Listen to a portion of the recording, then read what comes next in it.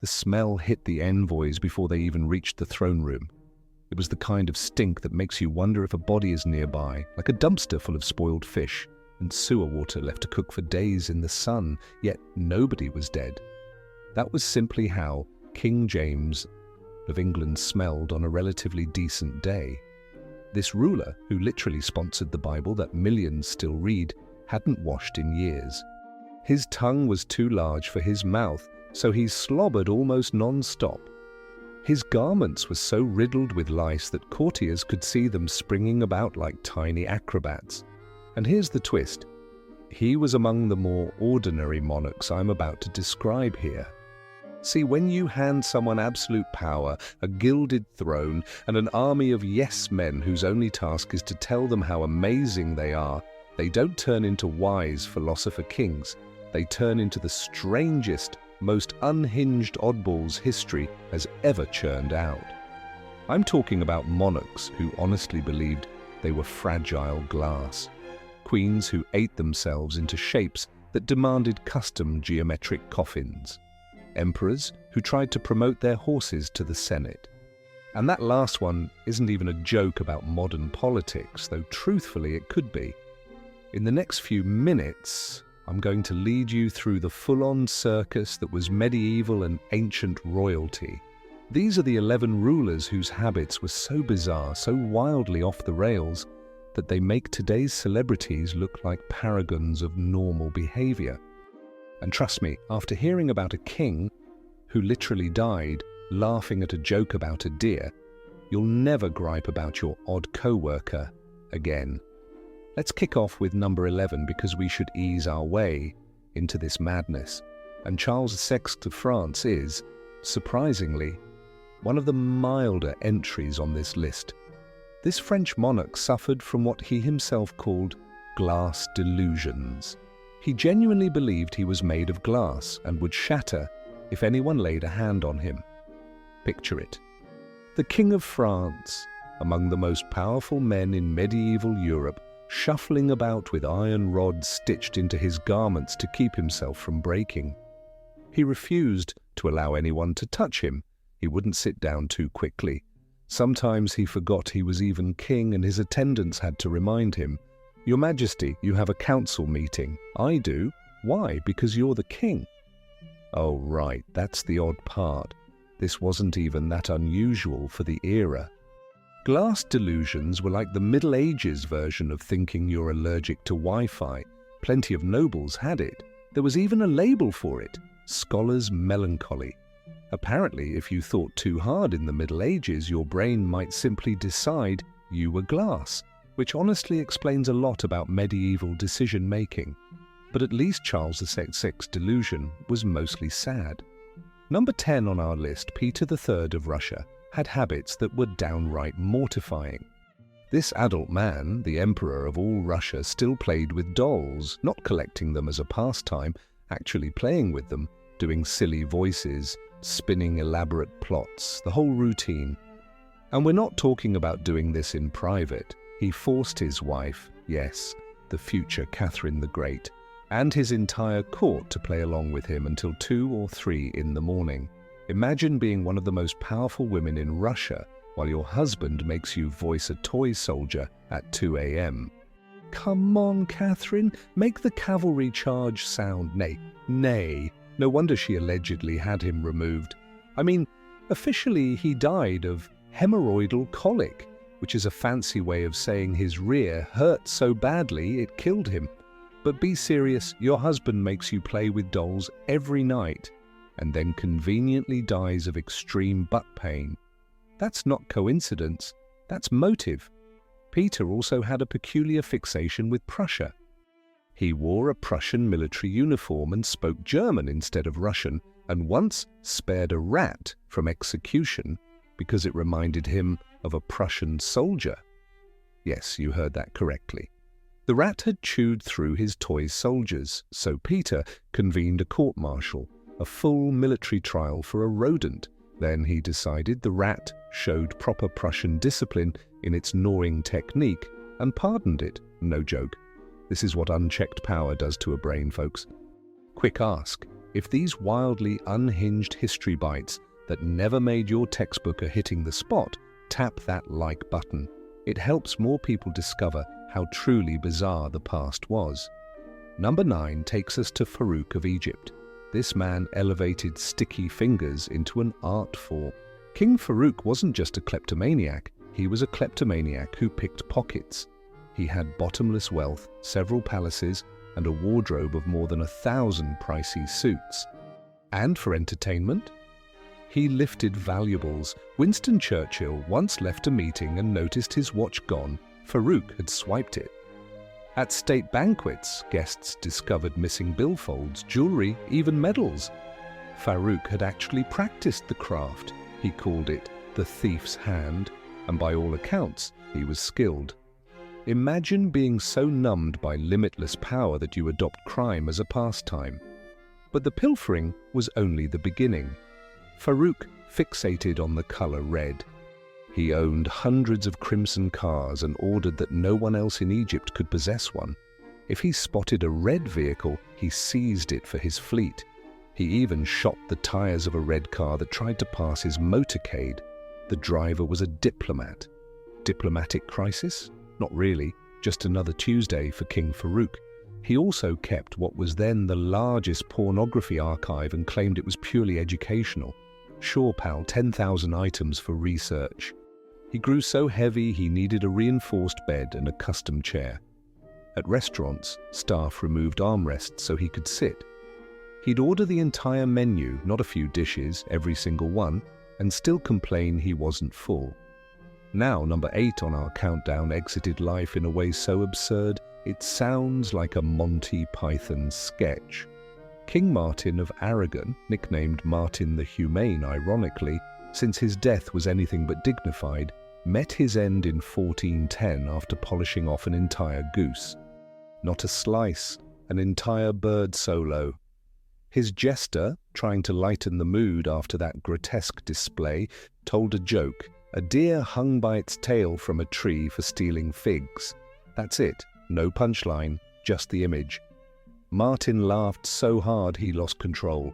For 3 hours. 3. He gasped for air, turned purple, toppled from his chair, and died. Imagine being that jester. Your role is to amuse the monarch, and you accidentally kill him with a mediocre gag about fruit-thieving wildlife. Do you add it to your resume, successfully made king laugh to death? How do you brief the successor? So, funny story. Let's jump to number 7 before the absurdity gets me too. Christian VII of Denmark makes the list not for cruelty, but for being utterly, clinically unbalanced. His daily life read like a sampler of untreated disorders. He engaged in compulsive self-pleasure. Doctors even prescribed a special chair to prevent injury. He slapped people at random, including foreign dignitaries. Formal dinner, slap. Peace talks, slap. His own wedding, yep, slap. And it gets stranger. Christian sprinted through the palace at night, wrecking furniture and art, vaulted over tables during formal meals, and once appointed his dog a government minister, not as a joke. He expected courtiers to obey the dog. Cabinet meetings must have been something to behold. What does Minister Fluffy make of the new tax plan? Woof, excellent insight. He also loved playing leapfrog, not with kids, not behind closed doors, but with foreign envoys during formal state visits. Picture arriving to hammer out a treaty, and the monarch insists on leapfrog in the throne room. Do you let him win? Is there any protocol for that? What's the polite, diplomatic way to tell a king he's terrible at leapfrog? Number 6 is the Roman Emperor Caligula. And honestly, where do I begin? This man makes everyone else on this list seem balanced. Caligula didn't just have odd quirks, he turned strangeness into performance art. Start with his horse in Citatus. It wasn't merely a cherished animal. Caligula gave the horse a marble stable and an ivory feed trough. The animal had personal attendants. It wore a gem-studded collar and royal purple blankets, purple being the imperial shade that could get ordinary Romans executed for wearing. But that's not even the strangest bit. The truly bonkers part is that Caligula invited the horse to banquets, not to entertain, but as a guest. The animal sat at the table, was served wine in golden cups, and Caligula held full conversations with it about politics and philosophy. He planned to appoint the horse consul of Rome, basically prime minister. Imagine losing a promotion to a stallion. Sorry, Marcus. We're awarding the post to Incitatus. He dazzled us in the interview, such a stable temperament. Caligula also proclaimed himself a deity and ordered public worship. Fair enough, many emperors tried that.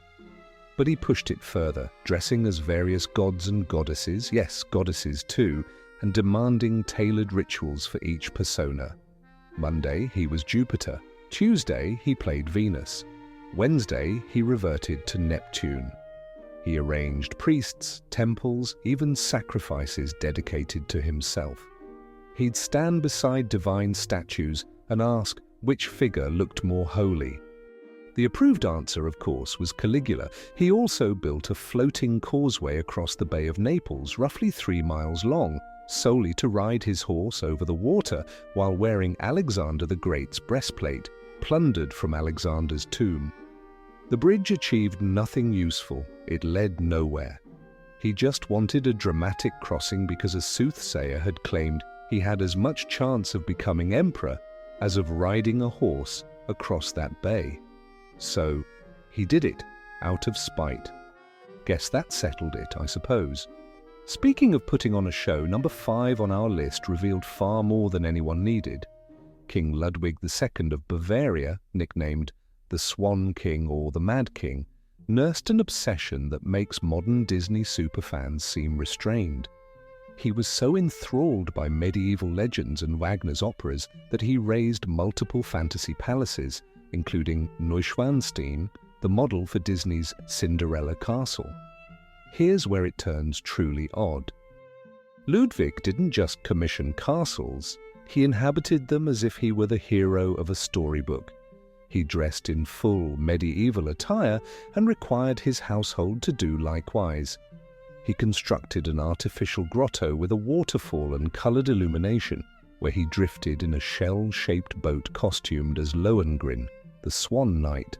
At night, he toured in ornate sleighs, yes, even in summer, mounted on wheels, decked out like Louis XIV. Ludwig also chose a nocturnal life, sleeping by day, holding mornings at midnight and dining at dawn. His staff had to sustain this timetable, creating a court that functioned in darkness. He once ordered a servant's teeth removed because the man's clacking dentures spoiled the king's fantasy ambiance.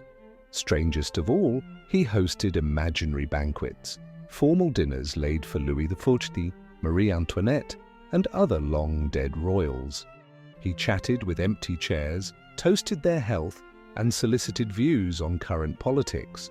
Servants had to serve the guests, top up their glasses, and clear untouched courses.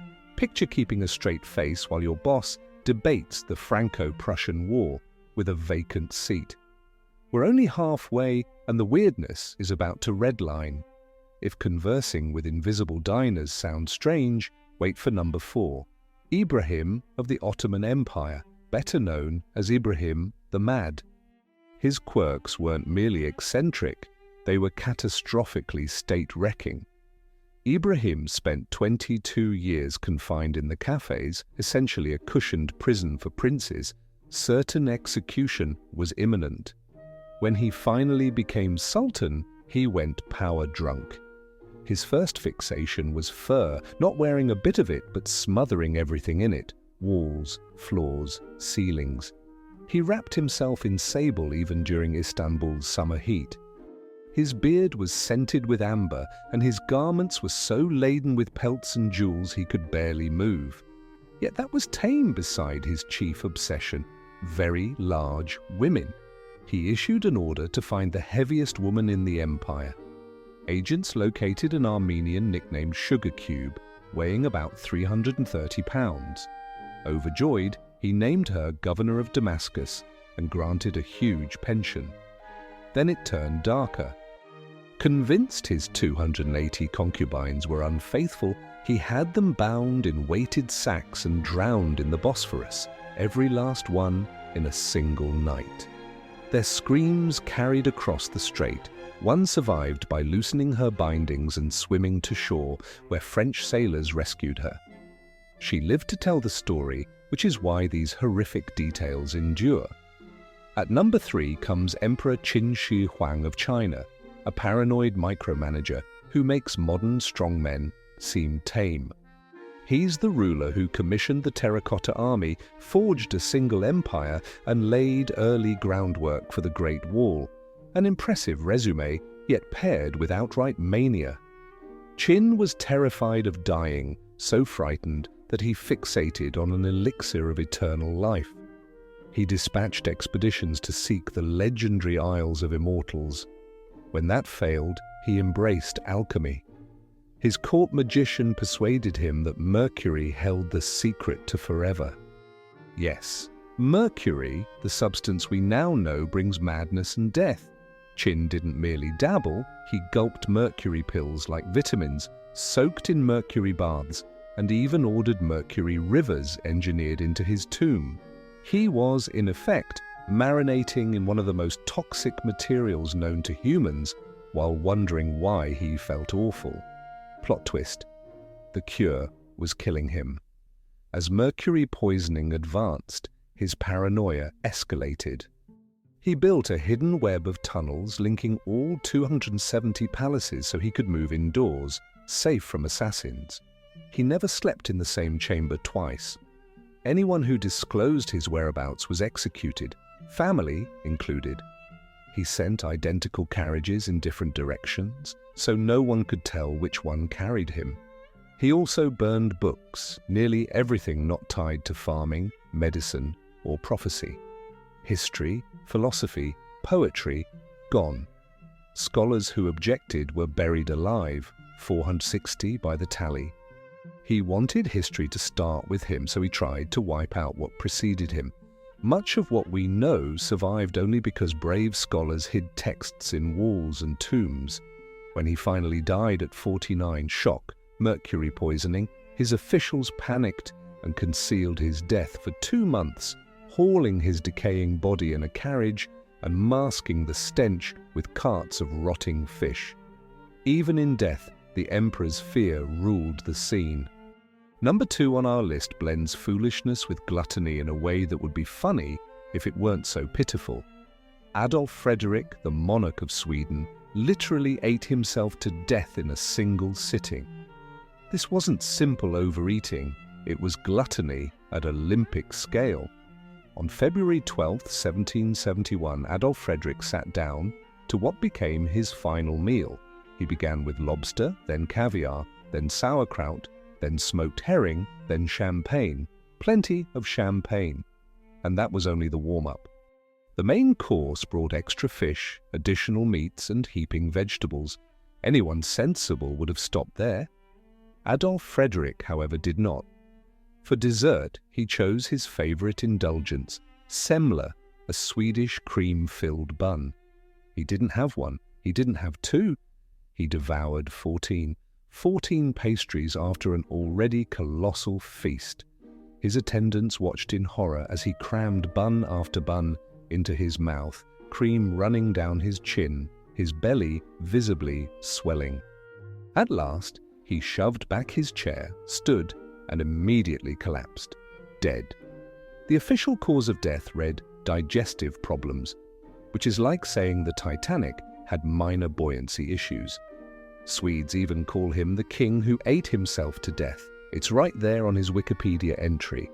Imagine that as your legacy, not your policies, not your wars, not your achievements. Just ate 14 cream buns and died. If he had final words, they were probably worth it, muffled by pastry. But before we reach our number 1 champion of royal madness, a quick question. Are you subscribed? Because I'm about to describe a king whose habits were so revolting, so far beyond acceptable, that historians tried to bury them for centuries. If you want more jaw-dropping history your teachers skipped, hit that subscribe button now. And now, number 1, King Henry VIII of England. Yes, I know, an obvious pick. But hear me out, because what you learned in class barely hints at how utterly unhinged he was. Let's begin with the smell. Henry VII carried an open, festering leg wound that never healed. It came from a 1536 jousting accident that became infected. The sore would seal over, fill with pus, then split open again. The stench was so foul, courtiers could tell which room he occupied from 3 rooms away. They described it as decaying flesh, mixed with his physicians drained pints of pus from it daily. Pints. And since this was the 1500s, their cure was to pack the lesion with ground pearls and gold flakes, because apparently infection prefers luxury. The agony was so great that Henry commissioned special chairs with leg rests and refused to walk when he could be carried. Yet that still wasn't the worst of it. By the end, Henry was enormous, around 400 pounds on a 6'2" frame, and needed a mechanical hoist to mount a horse. He couldn't climb stairs. He couldn't squeeze through standard ordinary door frames. Hampton Court Palace was forced to broaden its entrances and strengthen its floors because the monarch kept smashing fixtures with his truly enormous bulk. His eating patterns were outrageous by any measure, even by aristocratic norms. A usual morning meal for Henry featured an entire chicken, a slab of beef, bread soaked in wine, ale, and pastries. That was just breakfast. For supper, he'd order 13 separate meats. He'd gorge until he vomited, then continue eating. His wine intake was counted in gallons each day. The bedroom situation grew even uglier still. In his last years, Henry was so massively overweight and his legs so diseased that he couldn't perform marital duties. He blamed his queens, naturally. Anne of Cleves was famously discarded because Henry said he couldn't consummate the union due to her looks. The real cause, he was too fat and infected to manage the act physically. But here's the truly deranged piece many historians skate past. The stench didn't come only from his leg. Henry likely had what modern physicians identify as type 2 diabetes, which made his urine sweet-smelling and drew flies. Combined with the suppurating leg dubious Tudor hygiene and his refusal to bathe regularly because he thought it unhealthy, King Henry VIII was effectively a walking, talking 400-pound infection. His mood swings were notorious. The head trauma from that same jousting mishap probably produced a traumatic brain injury, turning an already volatile ruler into a paranoid menace.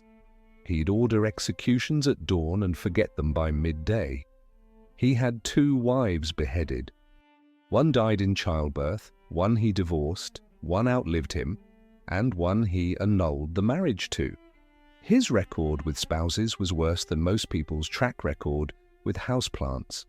The irony, this diseased, reeking, morbidly obese despot believed he was God's gift to women. He chased after young ladies at court, utterly convinced they were desperate for his notice. Meanwhile, most were likely just fighting the urge to gag from his stench. He ordered portraits that portrayed him as lean and athletic, even while he needed reinforced furnishings to sit. When Henry finally died in 1547, his bulk was so extreme that a specially oversized coffin was required. The coffin was left overnight at Scan House en route to Windsor. And here's where it turns truly nightmarish. The lead lining split from the gases of decay, and his bodily fluids seeped onto the floor. Dogs were discovered the next morning lapping up the remains of England's king. Let that picture settle. The man who severed England from Rome crowned himself supreme head of the Church of England, and executed dissenters finished as dog food.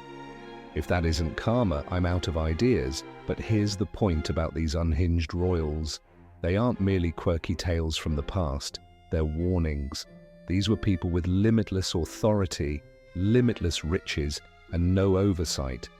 And every last one of them spiraled into madness. Charles VI thought he was glass. Peter III played with dolls. Farouk turned into a pickpocket. Martin laughed himself to death at a terrible joke. Christian VII slapped envoys and appointed his dog a minister. Caligula tried to elevate his horse to the Senate. Ludwig II hosted banquets with ghosts. Ibrahim drowned 280 women in a single night. Qin Shi Huang poisoned himself chasing immortality. Adolf Frederick ate himself to death on cream buns. And Henry VIII became a shambling biological hazard. The pattern should be obvious. Hand someone absolute power, and they'll absolutely lose their sanity. They'll skip bathing, start drinking mercury, suffocate in their own filth, or literally rupture from decay. So, next time you think your boss is nuts, remember, at least they're not making you play with toys at 2 in the morning.